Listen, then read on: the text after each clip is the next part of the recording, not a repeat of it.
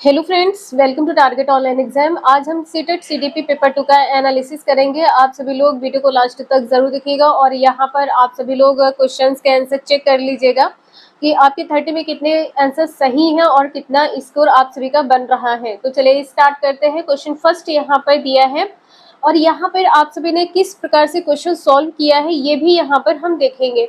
तो जो अभिकथन यहाँ पर दिया है क्वेश्चन नंबर फर्स्ट में कि शिक्षकों को शिक्षार्थियों के बीच व्यक्तिगत विभिन्नताओं का सम्मान करना चाहिए, बिल्कुल करना चाहिए, और सभी शिक्षार्थी की आवश्यकताओं के अनुसार अपने शिक्षण को समायोजित करना चाहिए। तो ये तो यहाँ पर बिल्कुल सही हो जाएगा।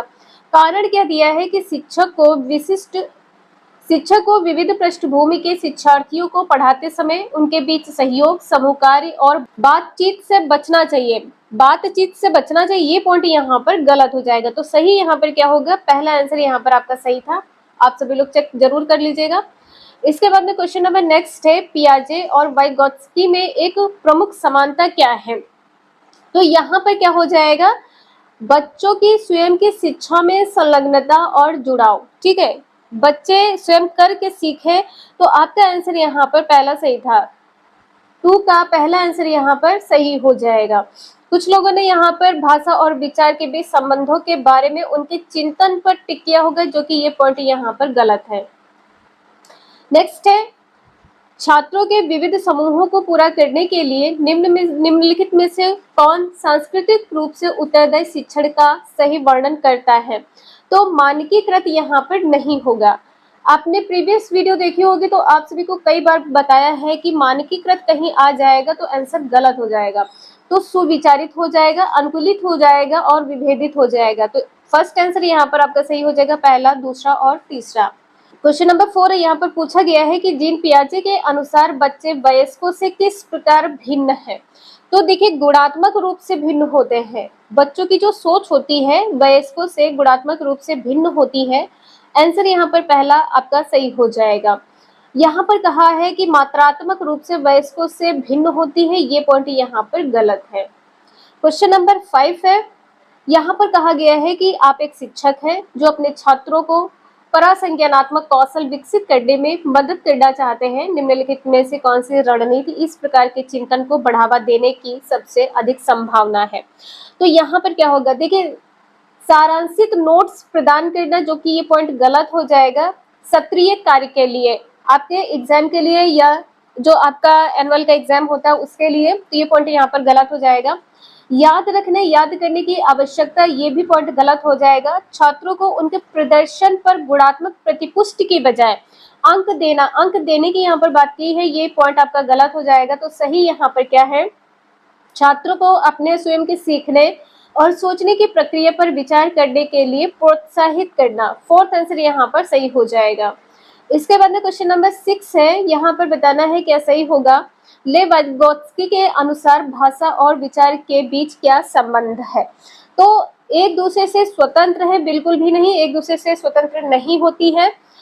भाषा विचार को आकार देती, ये भी गलत है। विचार भाषा को आकार देती, ये भी गलत। तो सही क्या है? 6 का दूसरा आंसर सही हो जाएगा। भाषा और विचार विकास की जटिल विनिमय प्रक्रियाएं हैं। ठीक है, आपका आंसर दूसरा सही है। क्वेश्चन नंबर 7 पर आ जाइए और यहाँ पर आप सभी लोग बताइएगा कौन सा ऐसा टैग वर्ड है जिसके आधार पर आप सभी ने यहाँ पर आंसर टिक किया है। एक शिक्षिका खुद से पूछती है, मैं ऐसे अनुभव कैसे प्रदान कर सकती हूँ जिसमें छात्रों को पर्यावरण में विभिन्न प्रकार की वस्तुओं को वर्गीकृत करने, उनके वर्गीकरण के स्कीमों का विश्लेषण करने की आवश्यकता हो। वह छात्रों में किस प्रकार बुद्धिमत्ता को बढ़ावा देने की कोशिश कर रहे हैं। पर्यावरण किस में आएगा? प्रकृति में आ जाएगा। तो यहाँ पर जो आपका आंसर होगा प्राकृतिक बुद्धिमत्ता हो जाएगा। पहला आंसर यहाँ पर सही है। नेक्स्ट क्वेश्चन है कि छात्रों के लिए कक्षा में प्रक्रिया सबसे अधिक प्रभावी होती है जब? आप सभी कमेंट करके बताइएगा इसका आंसर यहाँ पर आप सबने क्या टिक किया है। देखिए, इसका जो आंसर है अभी यहाँ पर ये माना गया है कि यह सीखने की गति के दौरान और पश्चात भी होता है, जो प्रतिक्रिया होती है। ठीक है, तो फोर्थ आंसर यहाँ पर सही है। कुछ लोगों ने यहाँ पे पहला आंसर टिक किया होगा, तो आप सभी लोग कमेंट करके जरूर बताइएगा। और देखिए, यहाँ पर यह वर्ष के अंत में परीक्षण और परीक्षा पर केंद्रित है, जो कि ये गलत हो जाएगा। और तुलनात्मक श्रेणी प्रदान करता है, तो ये पॉइंट भी आपका यहाँ पर नहीं होगा। तो आप सभी कमेंट करके जरूर बताइएगा यहाँ पर क्या टिक किया है। इसके बाद में क्वेश्चन नंबर 9 है और यहाँ पर क्या आंसर आपने टिक किया है। रमा एक शिक्षिका है जो वाइगोत्स्की के सिद्धांत को अपनी कक्षा में लागू कर रही है और वह एक चुनौतीपूर्ण कार्य को पूरा करने के लिए अपने छात्रों को समूह में कार्य करने के लिए नियुक्त कर रही है। कार्य के दौरान एक छात्र एक महत्वपूर्ण संकल्पना को समझने के लिए संघर्ष करता है। रमा के इस छात्र की मदद करने का सबसे प्रभावी तरीका क्या होगा रमा के लिए। तो देखिए यहाँ पर आपका दूसरा आंसर सही हो जाएगा। यहाँ पर छात्रों का एक समूह है, तो जब समूह होगा तो उसमें क्या होगा, एक दूसरे की लोग मदद करेंगे, मार्गदर्शन करेंगे। तो छात्र के साथ समस्या पर काम करें और समूह के अन्य सदस्यों को शामिल करते हुए आवश्यकता अनुसार मार्गदर्शन और प्रतिपुष्टि प्रदान करें। दूसरा आंसर सही हो जाएगा। इसके बाद में क्वेश्चन नंबर नेक्स्ट है, यहाँ पर भावनाओं, व्यक्तित्व और सामाजिक संबंधों में परिवर्तन और स्थिरता किस विकास में शामिल है।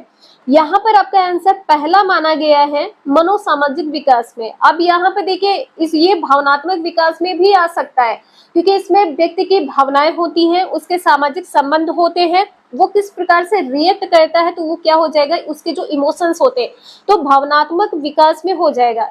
इसमें आप सभी का आपने क्या टिक किया है, आंसर जरूर बताइएगा। रचनावादी शिक्षण विद्यार्थियों को डैश अधिगम की ओर ले जाता है। जो रचनावादी है तो किसमें हो जाएगा, खोज आधारित अधिगम की ओर ले जाता है। यंत्रवत यहाँ पे नहीं होगा, ग्रहणशील नहीं होगा, अर्थहीन तो बिल्कुल भी नहीं होगा। तो थर्ड आंसर सही हो जाएगा। इसके बाद में है क्वेश्चन नंबर 12, प्रगतिशील शिक्षा में बच्चों को किस तरह देखा जाता है। तो मासूम और दूसरे पर आश्रित, ये पॉइंट यहाँ पर गलत हो जाएगा। कमजोर और सुरक्षा की जरूरत में, ये भी गलत हो जाएगा। आज्ञाकारी और केवल ज्ञान का उपभोग करने में सक्षम, ये भी पॉइंट गलत हो जाएगा। तो पहला आंसर यहाँ पर आपका सही है, ज्ञानवर्धक और अर्थ की रचना करने वाले। क्वेश्चन नंबर 13 है, जीन पियाजे के संज्ञानात्मक विकास का सिद्धांत यह बताता है कि क्या होगा, कभी भी बच्चे को दंडित नहीं करना है, अवधारणाओं को जटिल से सरल क्रम में सिखाया जाना चाहिए कहा गया, ये पॉइंट गलत हो जाएगा। शिक्षण का बल गति के परिणाम पर होना चाहिए, ये पॉइंट गलत हो जाएगा। पहला आंसर यहाँ पर सही है। पाठ्यक्रम कैसा होना चाहिए, तो बच्चों के आयु समूह व चरण को ध्यान में रखते हुए तैयार किया जाना चाहिए, पहला आंसर सही हो जाएगा। क्वेश्चन नंबर नेक्स्ट है, महारत हासिल करने के लक्ष्य निर्धारित करने से छात्र की अभिप्रेरणा और योग्यता के बारे में विचार कैसे प्रभावित होते हैं, ये पूछा गया है। तो देखिए यहाँ पर हासिल करने की बात की गई तो हासिल ये क्या हो जाएगा, ये बाहरी अभिप्रेरणा हो जाएगी। ठीक है, तो जो आपका आंसर है यहाँ पर ये दूसरा सही हो जाएगा। यह अक्सर योग्यता के वृद्धिशील दृष्टिकोण में बढ़ी हुई बाहरी अभिप्रेरणा और विश्वास को दर्शाता है। देखिए यहाँ पर आपने क्या टिक किया है, वैसे तो देखा जाए कि आप इंटरनल मोटिवेट होते हैं कि हाँ हमको ये करना है, हमको सीडीपी में या इंग्लिश में या हिंदी में इतना स्कोर करना है, तो आप इंटरनल मोटिवेट होते हैं। लेकिन यहाँ पर देखिए कहा गया बाहरी अभिप्रेरणा, तो आप सभी लोग कमेंट करके जरूर बताइएगा। देखिए यहाँ पर जितना मैंने यहाँ पे डिटेल देखा है उस हिसाब से आपका आंसर यहाँ पे 4th सही होना चाहिए। और जो क्वेश्चंस आपके निकल कर आ रहे हैं आंसर क्वेश्चन के, तो यहाँ पर दूसरा माना गया है। अब आयोग यहाँ पे कौन सा आंसर मानती है तो ये पता चलेगा आपको आंसर की है उसके बाद में। क्वेश्चन नंबर 15 है, यहाँ पर आपको बताना है क्या सही होगा। यहाँ पर अभिकथन दिया है कि किशोरावस्था के दौरान जेंडर अपेक्षाओं के अनुरूप स्त्रीत्व पुरुषत्व की परंपराओं का पालन करने के लिए दबाव बढ़ जाता है, तो बिल्कुल बढ़ जाता है। कारण क्या दिया है कि जेंडर और जेंडर भूमिकाएं जैविक रूप से निर्धारित की जाती है, ये पॉइंट यहाँ पर गलत हो जाएगा। ए सही है लेकिन यहाँ पर आर गलत हो जाएगा। क्वेश्चन नंबर 16 पर आ जाइए, यहाँ पर आपको बताना है क्या सही होगा। अभिकथन दिया है कि शिक्षकों को विद्यार्थियों के बीच बहस, चर्चा और सहयोग को प्रोत्साहित करना चाहिए, बिल्कुल करना चाहिए। ज्ञान उत्पादन की निष्क्रिय प्रक्रिया कहा गया है, ये पॉइंट आपका गलत हो जाएगा। कारण यहाँ पर गलत है, ए सही है, आर गलत है। क्वेश्चन नंबर 17 पर आ जाइए, यहाँ पर कहा गया है कि निम्नलिखित में से क्या दृष्टिबाधित विद्यार्थियों को कक्षा में भागीदारी लेने में बाधा डालता है। तो देखिए उभरी हुई जो रेखाएं होती है बालक उसे छू के बता सकता है, स्पर्श करके बता सकता है, लेकिन यहाँ पे जो नोट्स होंगे उसे पढ़ के नहीं बता सकता है। ठीक है, तो मुद्रित पाठ्य पुस्तकें और नोट्स यहाँ पर 4th आंसर सही हो जाएगा। क्वेश्चन नंबर 18 है, यहाँ पर बताना है क्या सही होगा। निम्नलिखित में से कौन सा सही सुमेलित है ये बताना है। तो यहाँ पर आपका आंसर क्या सही हो जाएगा, 4th। मानक संदर्भित मूल्यांकन साथियों के प्रदर्शन की तुलना करता है। आप लोगों ने, कुछ लोगों ने यहाँ पे दूसरा टिक किया होगा योगात्मक मूल्यांकन। इसमें पेपर पेंसिल परीक्षण के साथ साथ गैर लिखित व्यवहारों के विस्तृत विवरण शामिल है, तो यहाँ पर ये पॉइंट आपका गलत हो जाएगा। नेक्स्ट क्वेश्चन है, सुनीता एक 12 वर्षीय लड़की विशेष संगीतीय क्षमता रखती है, उसके माता पिता दोनों ही निपुण गायक हैं। तो देखिए, उसके माता पिता भी किससे संबंधित है, संगीत से संबंधित है, और लड़की भी क्या है, संगीत से संबंधित है या संगीतीय क्षमता रखती है, और वे सुनीता को अपनी आवाज को बेहतर करने के लिए प्रशिक्षण कक्षा में भेज रहे हैं। सुनीता की यह क्षमता संभावित रूप से किन कारकों के अंतःक्रिया का परिणाम है। जब माता पिता है तो यहाँ पर क्या है, उनकी बेटी है, तो आनुवांशिक और वातावरण हो जाएगा। ठीक है, पहला आंसर यहाँ पर आपका सही होगा। नेक्स्ट क्वेश्चन है, लॉरेंस कोहल वर्ग ने बच्चों के नैतिक विकास का अध्ययन करने के लिए किस विधि का प्रयोग किया है। तो यहाँ पर देखिए, फोर्थ आंसर सही हो जाएगा, बच्चों के सामने नैतिक दुविधाएं रखना और अनुक्रियाओं की समालोचना करना। फोर्थ आंसर यहाँ पर आपका सही होगा। खेल के दौरान बच्चों का अवलोकन नहीं होगा, प्रायोगिक विधि नहीं होगी, मात्रात्मक शोध तो यहाँ पर बिल्कुल भी नहीं होगा। ठीक है, तो फोर्थ आंसर यहाँ पर आपका सही हो जाएगा। नेक्स्ट है, अभिकथन दिया है स्कूलों को उस ढांचे के भीतर कार्य करना चाहिए। यहाँ पे कहा गया एक ढांचा है, उसके भीतर कार्य करना चाहिए जो तैयार उत्पाद और सीखने के परिणामों का आकलन करते हैं। ये पॉइंट यहाँ पर गलत हो जाएगा। सीखना पक्के तौर पर अनुक्रमिक और पदानुक्रमिक होते हैं, तो यहाँ पर ये दोनों गलत हो जाएंगे। ठीक है, ए और आर यहाँ पर दोनों गलत है, दूसरा आंसर सही हो जाएगा। इसके बाद में क्वेश्चन नंबर 22 है, स्वलीनता के संदर्भ में यहाँ पर क्या सही होगा। स्वलीनता में, ये आपका प्रीवियस क्वेश्चन है जो आपका पूछा गया है। स्वलीनता क्या है, एक तंत्रीय विकासात्मक विकार है। फोर्थ आंसर यहाँ पर आपका सही हो जाएगा। किस अधिगम की रणनीति में बच्चों द्वारा दूसरों को सिखाना शामिल है जो उन्होंने सीखा है। तो ये क्या हो जाएगा, परस्पर शिक्षण हो जाएगा। आपका आंसर यहाँ पर दूसरा सही होगा। रटकर सीखना नहीं होगा, व्याख्यात्मक शिक्षण नहीं है, अनुबंधन अधिगम भी यहाँ पर नहीं होगा। आपका आंसर यहाँ पर दूसरा सही होगा। क्वेश्चन नंबर 24 है, यहाँ पर आपको बताना है क्या सही होगा। संवेदनशील अवधि वह समय अवधि होती है जिसके दौरान कुछ विशेष रूप से सामान्य विकास के लिए महत्वपूर्ण है। तो देखिए, क्या महत्वपूर्ण है, पर्यावरणीय कारक जो है विशेष रूप से सामान्य विकास के लिए महत्वपूर्ण है।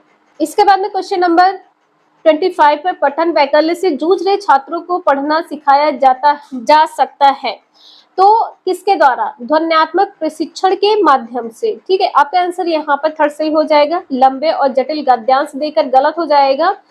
अनुकूलन की अनुबंधन विधि के माध्यम से, कंडीशन यहाँ पर बताया गया है।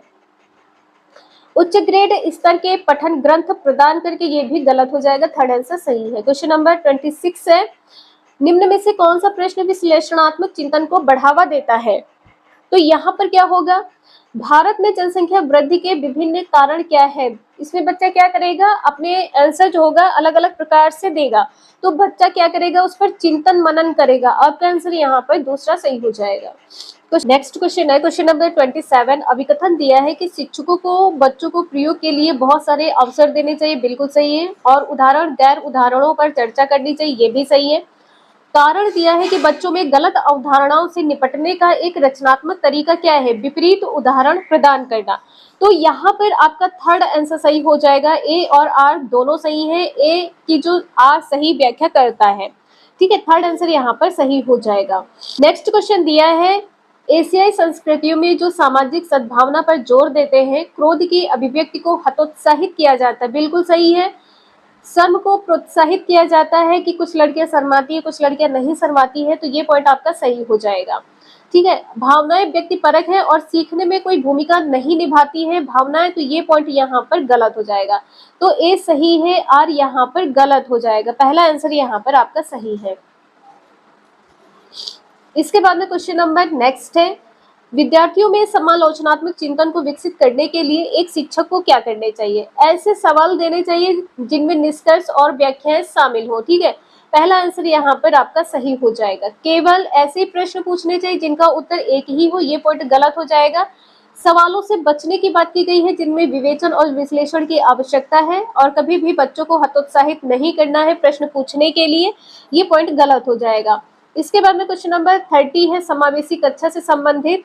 यहाँ पर आपका पहला आंसर सही हो जाएगा। अलग अलग भिन्नताओं के अनुसार विभेदित निर्देश दिए जाते हैं। ठीक है, पहला आंसर यहाँ पर सही हो जाएगा। यहाँ पर कहा गया है कि बच्चों के बीच हर तरह की विभिन्नता को दूर करने का लक्ष्य रखती है, ये पॉइंट गलत है। तो आप सभी लोग 30 क्वेश्चन में आप सभी लोग मिला लीजिएगा कितने आंसर आपके सही हैं और आप सभी का स्कोर क्या बन रहा है, कमेंट करके आप सभी लोग जरूर बताइएगा। Thank you for watching this video.